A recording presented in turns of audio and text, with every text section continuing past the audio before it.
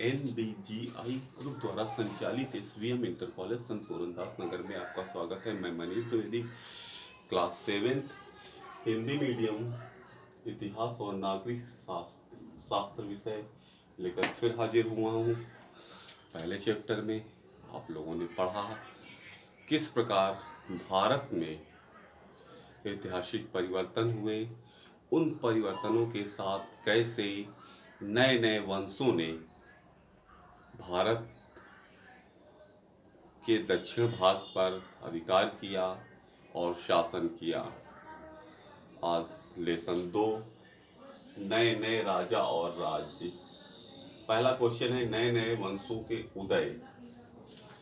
भारत में राजा महाराजाओं द्वारा सामंतों की नियुक्ति की जाती थी। सामंतों का प्रमुख कार्य कर वसूलना और जिस परिक्षेत्र में वे कर वसूलते थे उस परिक्षेत्र के वे राजा शासक स्वतंत्र कहलाते थे। सामंत उन पर राजाओं का अधिकार होता था। वे राजा को सैनिक सहायता भी प्रदान करते थे। सामंत लोग अपने राज्य में सेना रखते थे जो कि कर वसूलती थी। कर वसूलने के नियम उस समय बहुत कठोर थे और यदि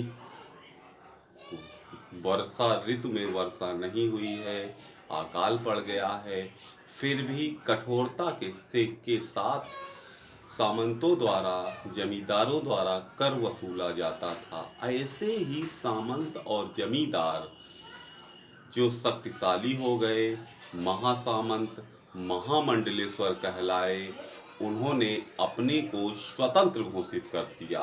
वे अब किसी राजा के अधीन कर नहीं वसूलते थे, स्वयं कर वसूलते थे और स्वतंत्र राजा बन गए।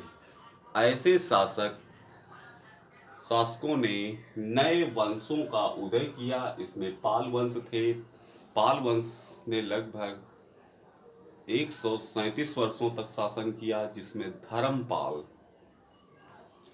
जिसने विक्रमशिला विश्वविद्यालय की स्थापना की बिहार प्रांत में, जो कि शिक्षा का प्रमुख और बहुत बड़ा केंद्र था, जहां पर लगभग 600 विद्यार्थी एक साथ धर्म की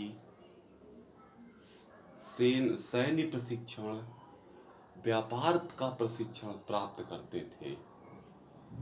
उस समय विक्रमशिला विश्वविद्यालय तक्षशिला के बाद दूसरे स्थान पर था।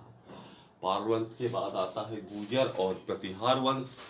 इस वंश ने लगभग 108 वर्षों तक दक्षिण भारत में शासन किया। फिर आता है चौहान वंश, जिसमें कि पृथ्वीराज चौहान जैसे महान शासक हुए थे, जिन्होंने मोहम्मद गौरी को 1191 ईस्वी तराइन के युद्ध में पराजित किया और 1192 ईस्वी में भारत की राजनीतिक प्रतिद्वंदता के कारण कन्नौज के शासक जयचंद द्वारा सहायता न देने के कारण मोहम्मद गौरी ने पृथ्वीराज चौहान को पराजित किया और उनको गिरफ्तार करके अपने गजनी ले गया।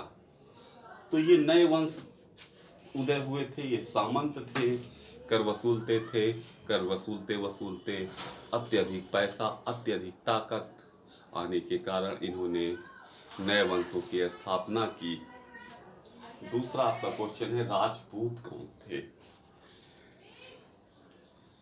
7वीं शताब्दी से 11वीं शताब्दी के बीच भारत का कालखंड राजपूत कालखंड के नाम से जाना जाता है।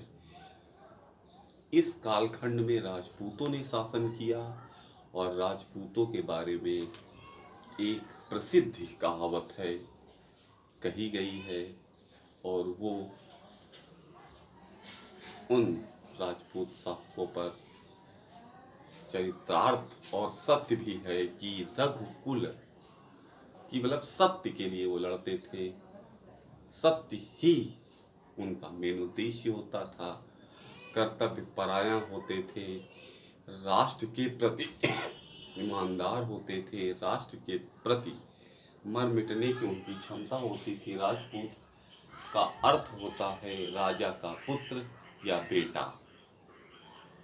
4 राजपूत काल में 11वीं, 8वीं और 9वीं शताब्दी में 4 वंशों ने शासन किया, जिसमें प्रतिहार वंश था, सोलंकी वंश था, चौहान वंश था, परमार वंश था। ये 4 वंश राजपूत काल के प्रमुख वंश थे, जिन्होंने शासन किया और भारत को एक उत्कर्ष शिखर पर पहुंचाया। धन्यवाद।